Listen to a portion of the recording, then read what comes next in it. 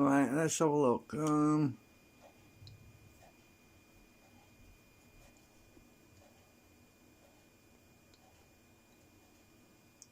Right, so this this SDL file belongs to, well, I don't know what it belongs to, but a friend sent it to me. He's trying to print it and he's having trouble in it. Apparently it's got a hole in it, and according to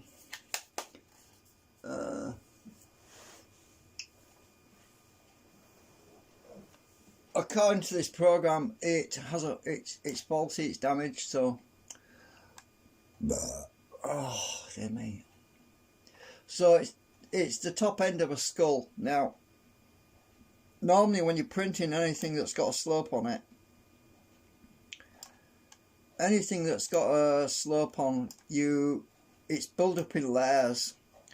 So as long as the subsequent layer that's below it is at a slight angle, if there's a slight overlap of about 0.2 millimeters, 0.4 millimeters, or even if there's a step of about 1 millimeter, usually a 3D printer and the surface tension of the plastic can actually sustain that without support material. The reason being, when hot filament is ejected out the nozzle and it's at the side of a previous layer that's at a slight lower level, is that the plastic actually, it's almost hovering in free air and it's cooling pretty quickly as it comes out the nozzle, and it comes into contact with the surface. It almost immediately cools to a point where it'll sustain itself. As long as it's not literally printing in thin air, I mean, as in, let's say you're on a horizontal plane, let's say you're at a complete horizontal, as in left to right, and you're trying to print a line, and that line is got nothing to support it. The further out you go, the heavier it gets, and it will sag. So, but if you're printing at an angle, now looking at this model, the top of the skull does almost look like it has a flat area, but at this angle it's domed. So I would say that he could certainly print that without support material, because it will almost certainly do the lower levels first. So basically, when you're looking at, so what I'm going to do is I'm going to repair this. I'm going to attempt to repair this first, and then I'm going to slice it, and then I'm going to try and slice it. So let's just click on the plus saying to try and repair it. Right, okay, so there's the mesh. According to this, let's see, well, it looks like it's already fixed it. Let's click automatic repair, execute. It's taking a while, even NetFab Studios. Right, so it looks like it's done it. It looks like it's fixed the problem. I'll probably send the repaired one back to him, and he can use that one. So let's look at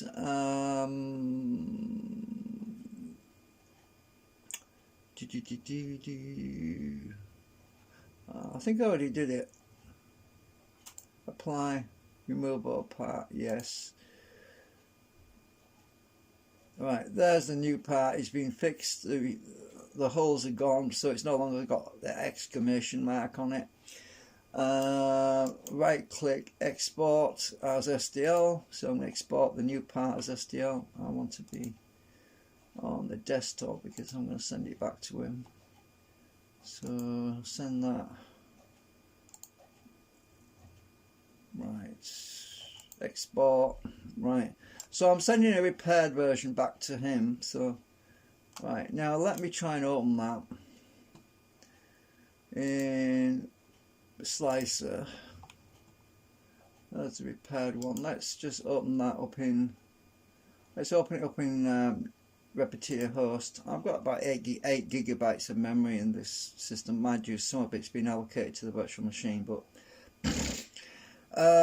so I'm going to slice this without support material. and see how long it takes. It shouldn't take too long to slice it, but he's having issues slicing it. But if if there's a broken part of if the filament is broken somehow, then yeah, it wants to be horizontal. It looks too big for the bed right now, but let's just try and lay this flat. Manual. I want to rotate there flat.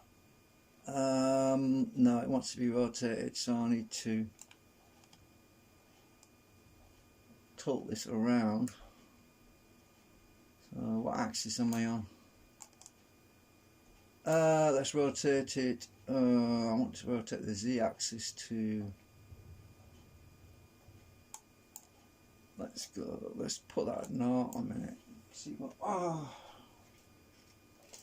Try that knot. Okay, that's better. Let's try minus 6. Oh, is it -5? No, that's. No, I want to be 5. Oh, I know 8. Right, I want to be 6 actually. So I'm just gonna tilt it. I mean the y-axis.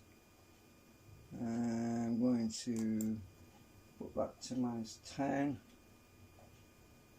Oh, that didn't help. Let's just trying to get this flat. So hang on a minute. I'll just copy that a minute because I want to.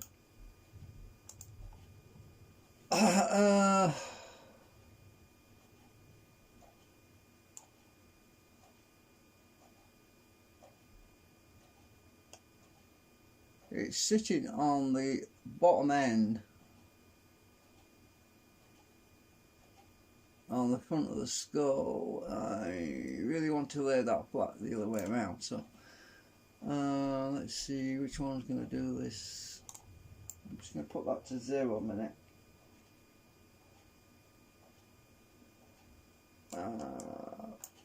No, let's try 50.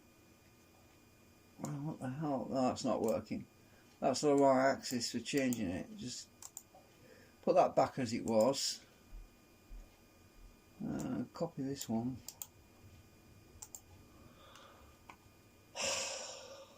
God, am I alive or not? I don't know. I'll copy that one just in case I have to go back. For some reason, it's, yeah. I need to. Let's go to 5. I want to go to -90. See if that works. Oh yeah. Right, so we're getting that. Right, I want to be -105. Let's try that. 105. Alright, let's lay flat now. Oh, that's not working. I'm trying to get to lay flat and it's not laying flat right now, so let's try.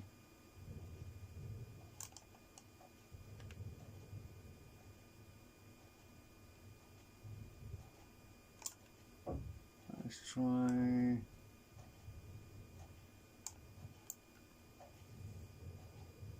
That's 3. No, that's not good. 2. I want to get this end down. So it's the. Oh, maybe it is the z-axis I need to move now. Hang on a minute. Let's just try something. So let's try minus.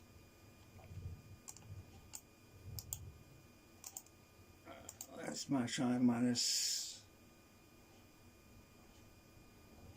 16. Will that move? No, that's just rotating it. That's not helping. So, this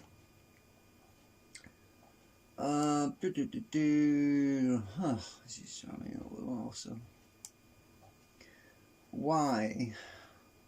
Well, actually, it's a combination of Y and X, actually, I think. So let me just put that to 30. Yeah. So I need that to be 60. No, that's not it. Go to 40. No, that's not. I'm just going to lay it flat again. Hang on. Stupid thing. This is a real drag, actually, trying to get this flat. I'm probably going to have to import this into SketchUp and rotate it somehow, because, yeah, I'm just having trouble getting this to lay flat right now.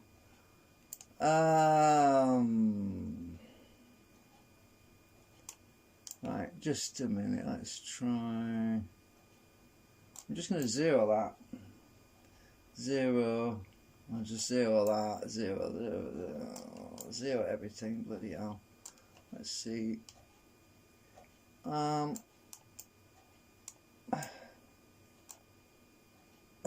The challenges. Right, so I want this end, this I want to rotate this on.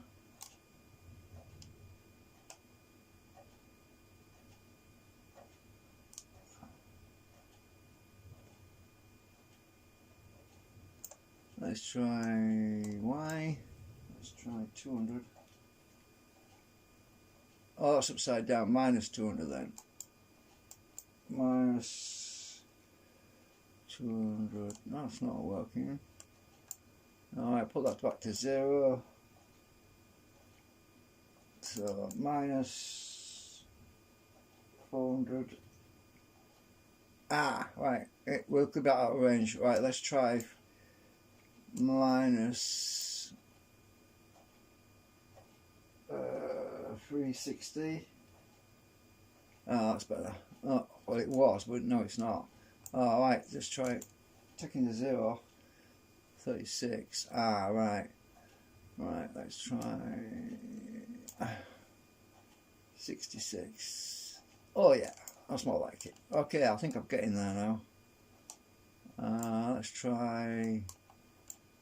Oops. 80. 86. Oh, I've gone too far. 70. Oh, shit. 76. That's more like it. So we're a bit lower now. Yeah, it's got a very rough base on it. And because of that, yeah, it looks like you do need support material, but I would set support material on a percentage of angle, so that you have support material at the very bottom, but for the dome part inside the skull, because it is part of a skull, inside the actual skull, you basically, for the dome part, you could turn the support material off inside the skull because it's domed. You don't really need it for a dome shape, but you would need support material at the base. So where's he gone? He's not even watching my video right now. I'm doing this live stream. Anyway, we can watch it in a minute. So let me just, right, so I'm at minus 76 on the X. Let's just click lay flat. It messed. Oh yes, that's worked. Yes, that has worked. Yeah. All right, so it has laid it flat. So we have it laid fairly flat. So my settings. Let me just try slicing this now. I'm on the one with support material only for where it's absolutely needed. Let me just click on my configuration file for the slicer, because I do need a certain amount of support material on the very bottom, but we don't want the support material on the dome section. Yeah, we need to minimize the support material. So if I go to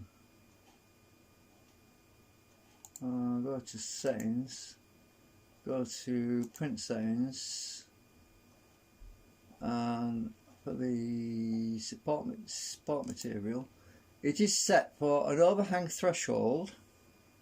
Are you paying attention?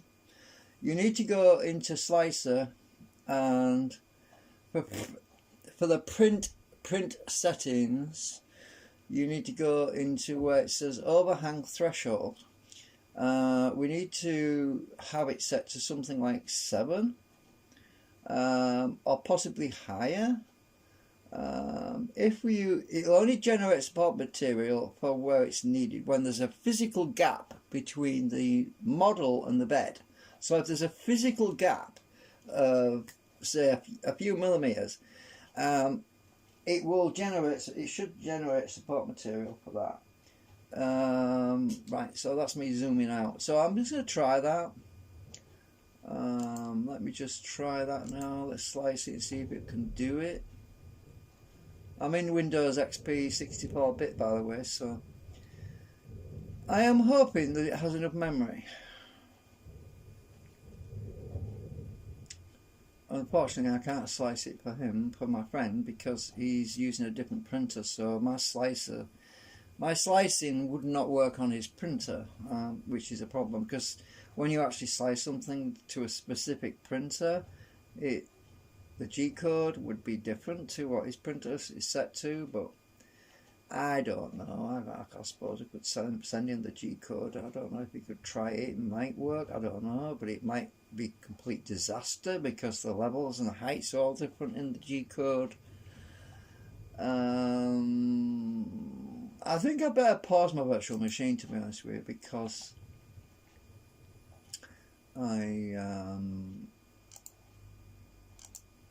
I might end up with I don't want to crash anything. So what I'm going to do is I'm going to pause the virtual machine so that I have full access to all my memory.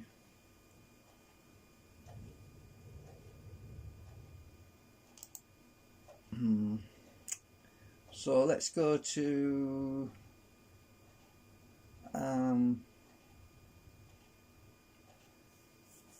back to the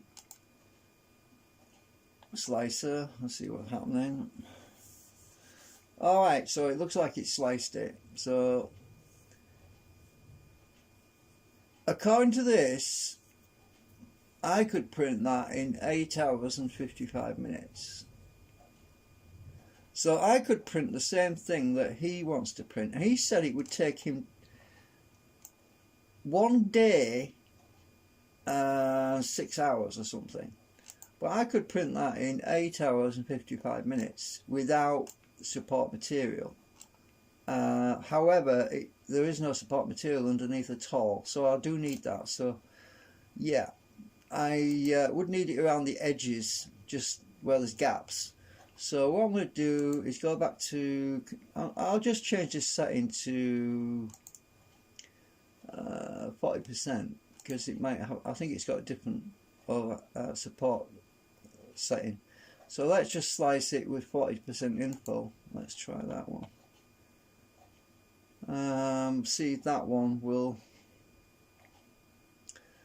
generate the support material around the edges, because you probably need it there, but we don't want too much in the middle, because we end up with a solid mass of support material in the middle, and it's that takes all the printing time. It takes up a lot of time to generate all that support material.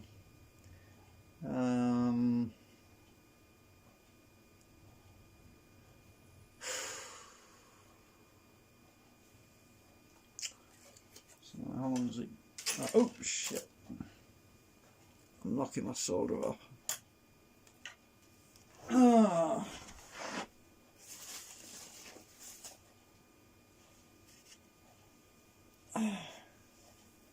Where did that thing go?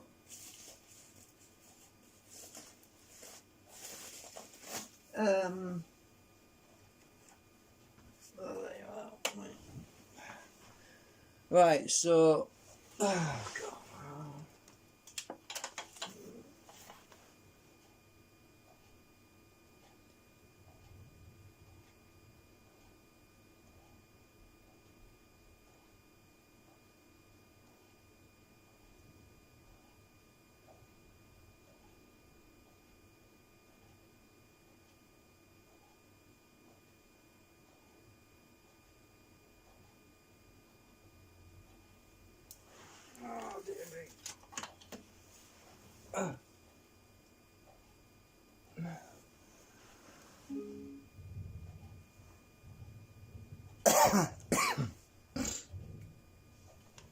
Right, so it's slicing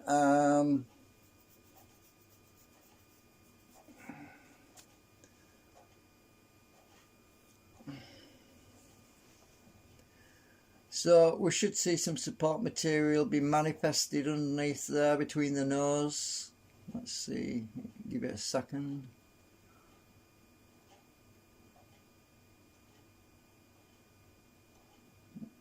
According to this, it'll take 9 hours and 44 minutes to print. 9 hours, there we go, we've got some support material there now. So that's 9 hours and 44 minutes, and his print, he said, would take him 1 day, 6 hours. Now look, there is some support material, but it's only for the dome. It's only for the very top of the dome where there's a flat section. So there's a flat section right here, the middle section there. So my settings for support material are minimal, which means that it only generates support material for surfaces that are virtually horizontal, which is what that is. So it would be possible for me to print this in just 9 hours and 44 minutes and 58 seconds, and that is with infill of 40%, which is really good. So, but as you can see, it's generated only support material where it's needed. So if we go to the bottom,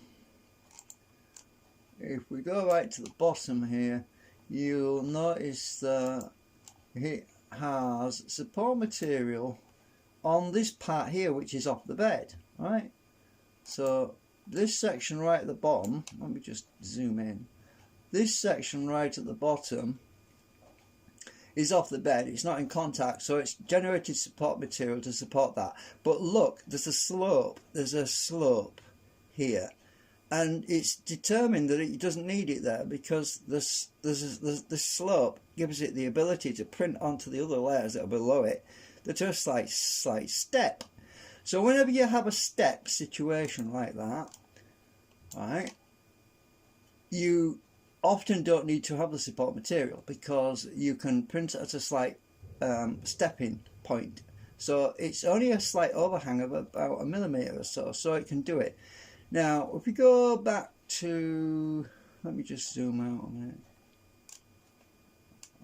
zoom back out again. I could increase my support material. I need to go on this other sign. I could increase the support material to be more, because some parts of this model are clearly off the bed. So this part here is off the bed. So at this point here, right, that also needs support material because it's not in contact with the bed, right? There's a gap.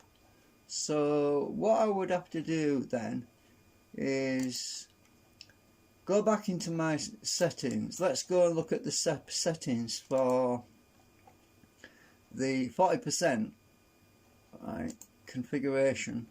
Let's go open configuration file again and look at print settings.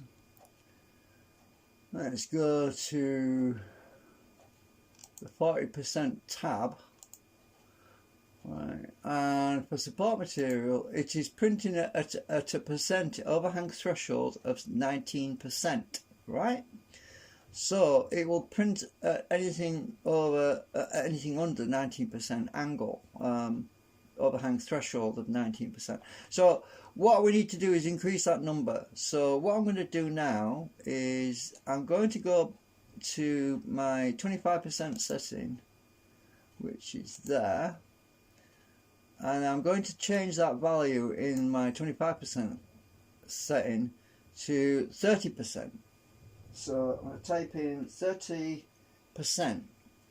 I'm going to save that. So we should get more support material, but we don't want too much because it just slows everything down. Right, so we've put it to 30% now, so let's slice it again.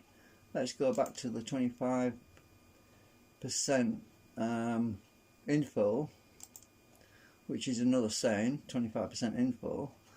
And that's the one that I put it to 30% support material. So I'll click on slice with slicer, and now we should get a bit more support material, and it should support more of this plastic that's off the bed, and hopefully we won't have a big ginormous blob of support material right in the middle of the skull, because that will really drastically reduce printing time. It could add several hours on top of that. So instead of being 9 hours, which we've just seen, instead of it being 9 hours, we'll probably end up with something like 15 hours.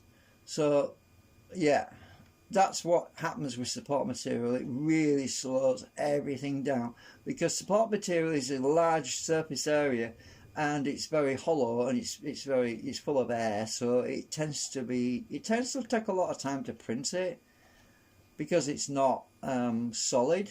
It's just full of air, so the printer does a lot more work with that.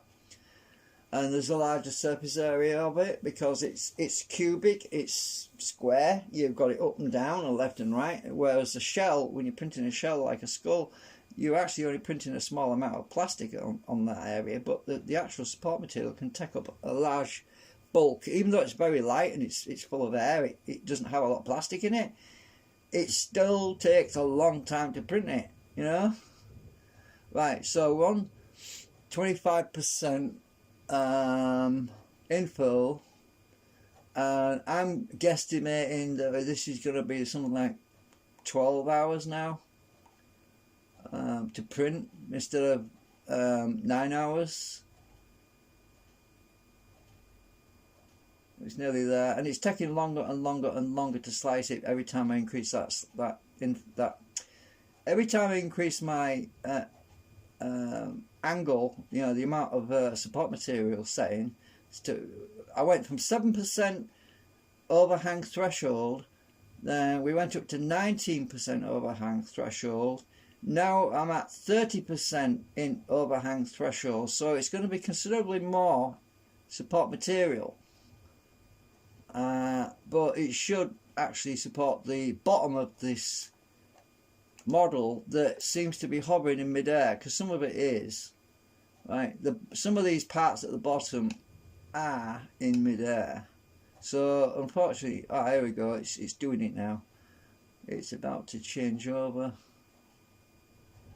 And it only took about a few minutes to slice it. Now let's see if we've got support material around all of this gap down at the bottom. Ideally we don't want to see any bed around here. All of this should be filled in with support material around the edge. There we go. Right, so at 30% overhang threshold, it looks like it'll work. Right, we've got support material around the bottom of the skull, all the way around, except for certain sloping areas. So if we go to zoom in on that bit, there's a slopy area down here which doesn't have it in, but I'm pretty sure that it won't need that, because the bottom of that hole, that like a socket or plug, I don't know if it's a mounting socket for a magnet or something, but that is actually on support material at the back end there. So if oh shit, hang on just a minute. So if I zoom in on that, you can see that that's on support material right there, right? But the rest of this is at an angle, right? Each layer is stepped. So if I just rotate around, I'll zoom out, just rotate around that, you can actually see that that's at an angle. Oops. Right, the main thing is the skull inside, is it hollow? Yeah, well, we've got a big block of support material now. Looking at it up from underneath, you can actually see there's a huge structure, right? This bit here, it's a huge tower block of support material right in the middle of the skull, but the rest of it's hollow, and that's great because you're not having support material all the way around, because that would really slow it down. And we're already up to 11 hours and 41 minutes, so that's a 12-hour print job now. So we've gone from 9 hours to 11 hours just by adding more support material, right? So yeah, But I'd say those settings are the best you can do, really, without actually, I mean, any less support material, and the edge of this skull is going to be mid-air. It's not going to print. It's going to be a disaster. So 30%. And we've got support material on the nose section at the front there as well now at 30%. So zoom in and have a look at that. So the nose is got support material, which is all it needs. Any more than that would be a bit of an overkill. It really doesn't need more than that, because everything else is at an angle. It will be supported by that. So yeah, so he's going to have to go with something like 30% if he wants to get his print down to about 11 hours. Even that's too long in my view, because honestly I don't know if this will survive 11 hours on a heated bed. But if he's in a heated chamber, it should be all right. But there's always a risk. It's a large surface area, so there's a good chance it'll stay on the bed. So, but anything smaller than that probably would peel off. But so anyway, I'm going to have to send. I'll send him my G-code file, but I don't think he can use it because his printer's not the same as mine. It might confuse his printer because my heights are all different. So if I look at the G-code, right, look at the G-code, and I've got offsets that are not the same as this. So if I was to send him the G-code file, it would upset it probably because it's not the same printer. And I've got offsets. I've got the G10Z. The Z is 0.2, so I've got an offset lift nozzle of 0.2. He probably couldn't use that because he would have to manually edit his G-code. So I don't think he could use that. But at least he knows what settings he can use for the generation of support material, which is 30%, right? So he can go back and watch the early part of this live stream, and I'll send him the fixed model. So I fixed the model, I plugged the holes using that program. So yeah, but I mean, it only took my computer about what, 2 or 3 minutes to slice that. And it'll probably be a lot quicker for him when he gets the fixed one, because the broken one's obviously what's slowing it all down. Anyway, I'm going to send him that file in a minute or two. Yeah, it didn't take long to slice that, and so that's the actual print preview. Let's look at the layer by layer. Let's look at layer range.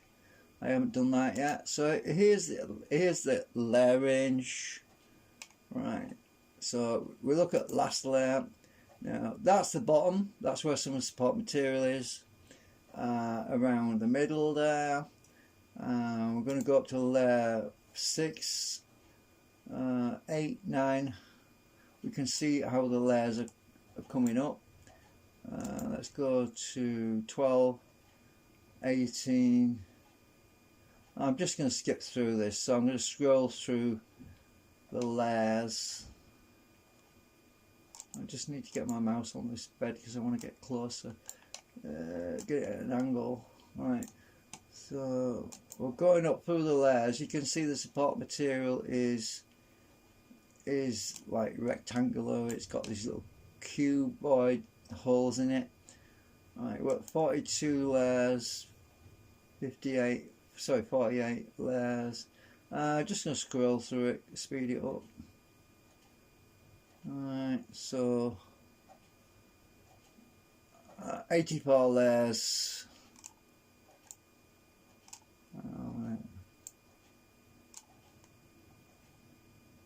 Right, so all of this in the middle there is all support material.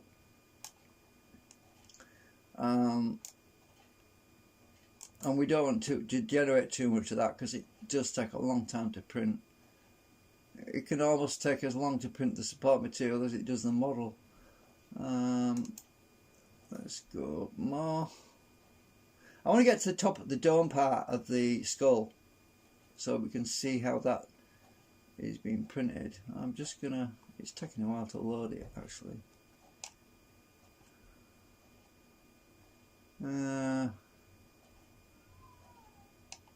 There's a cat meowing outside. So let me just go up to, let's just jump up to, well, how many layers there is in this actually? Hang on, let me just go up to, how many, what's the complete code? How many layers is it? Complete code.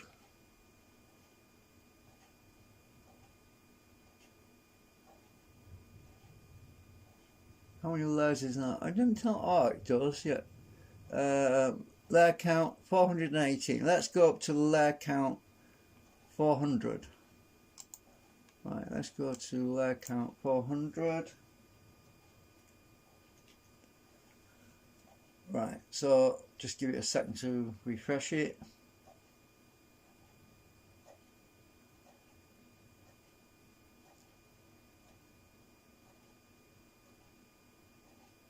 Come on.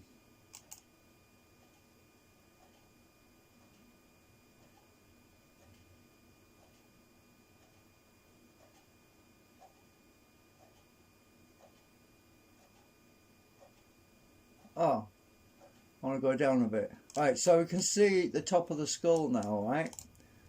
We can see the top of the skull, and you can see the support material on the very top. So if I go back down to 390, we should have a hole. Should have a hole in the top of the skull now when it refreshes. 390. Come on. Oh, maybe you have to scroll it a bit. It's like you have to press enter or something when you change anything. I'm at 387 layers now. Come on, bloody thing.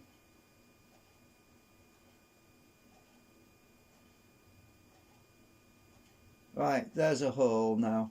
We can see that the top of the skull has the support pillars for the very top of the skull, which is a flat area.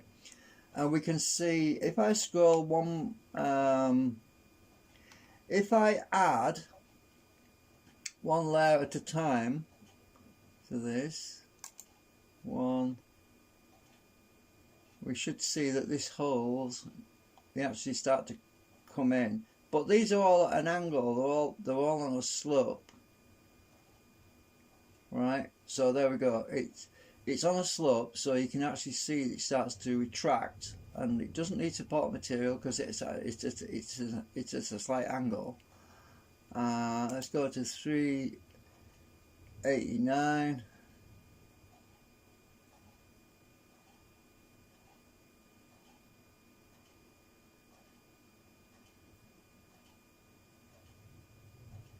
Uh, 390. Come on, move.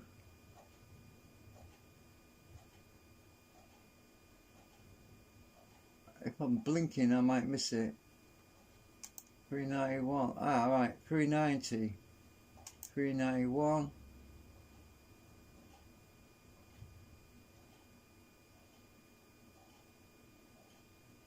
392. 393.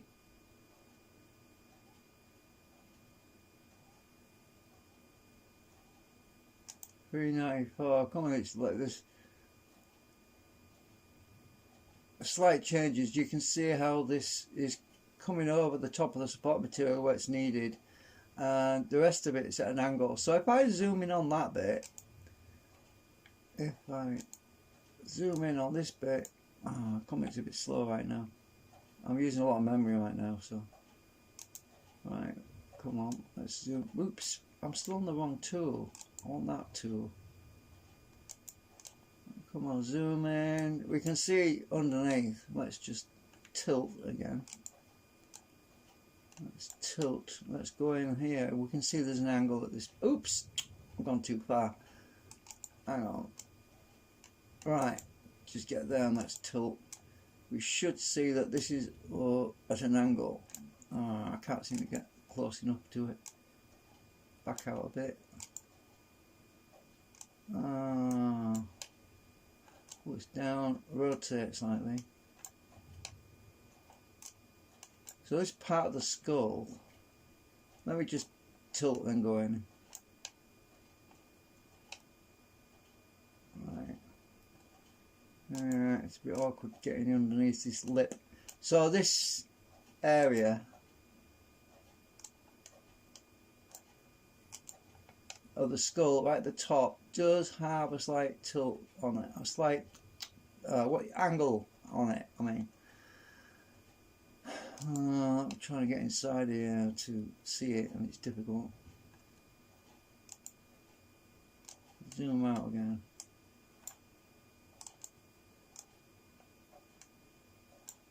I'm trying to get inside that bit. Oh right, so if I just do it this way now, going oops, I'm really close right now, it's hard to do it. Yeah, you can see the layers are on a slope in there. Let me just try and get in. Right. Oops. I'm moving the mouse hard. I'm hardly moving my mouse. There we go. Right. Let me just get back on that tool. You can see there's a slope, right? A gradient, right? You can see it right here. There's a gradient. It's stepped. And because of the stepped gradient, it doesn't need support material. But the part that was flat is underneath us, is on the support material at the back. Now this is support material underneath. And that's up against the flat area. And the rest of this is on a slight dome, so it actually doesn't need that. So yeah, it's hard to show you that, but it's in a really dark colour. It's really dark actually. I don't know if I can zoom in a bit more than that. Oh, let me try and zoom in a bit more. Yeah, it's hard to show you that, but I could change colours I suppose, but then yeah. But anyway, you can get the idea. So I just put it back on complete code. And the top of the head will come back, but you've got to get this really flat. So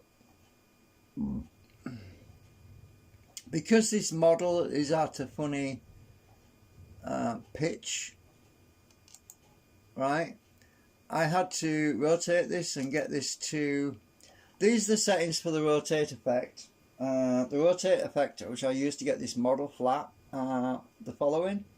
I had X at minus 75.420254 and Y at 1.230337 and Z is at 82.808561. And the reason I'm telling him this is because if he wants to duplicate the model orientation on his printer bed, he'll probably have to use the same settings for that to get this model flat the way I've got it flat.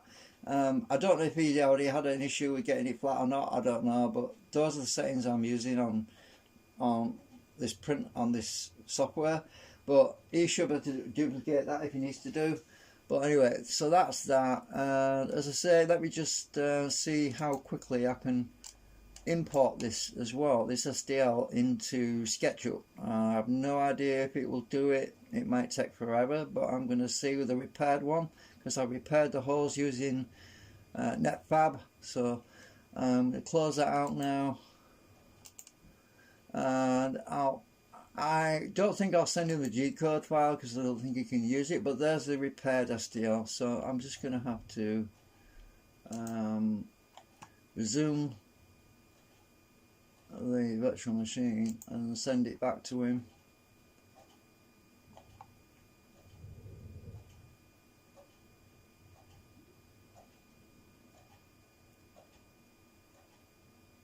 Just give that a minute to load.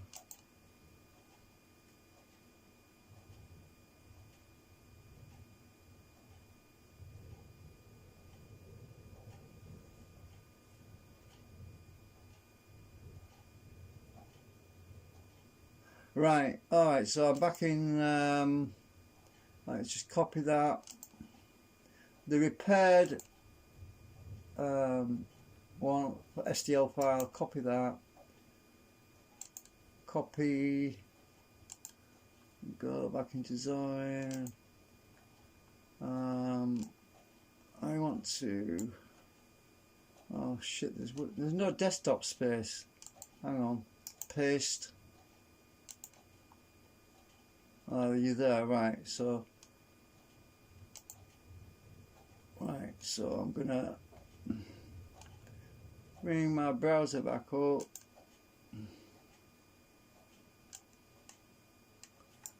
And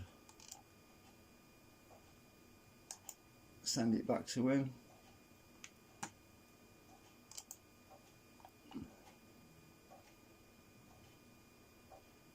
Where's my send button? Oh, message.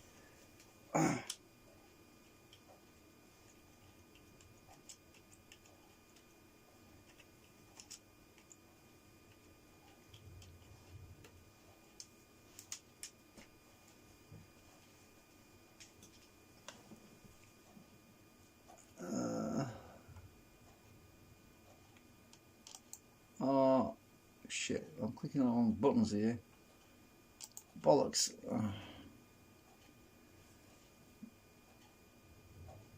Why didn't the... Oh yeah, there it is. I'll put the title in repaired STL file so you can download the repaired one.